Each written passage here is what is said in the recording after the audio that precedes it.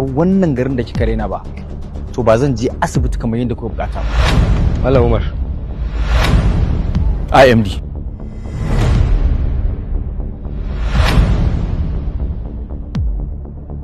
Duk wani baki da zaka bani ba zai taba canja niyyata akan abin da nake so ta aikata yanzu ba. Babban matsala kawai shine ka gaya mata ta duka akan kasan kafata. Amma ni ban ce ki goge min takalmi na ba, kasan wurin kawai nake so ki dafa.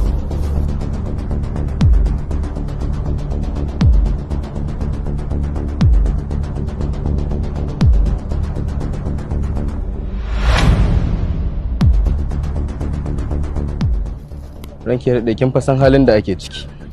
Muddin baki haka ba za ki rasa ikonki da kuma mukaminki. Saboda haka ki abin da yake.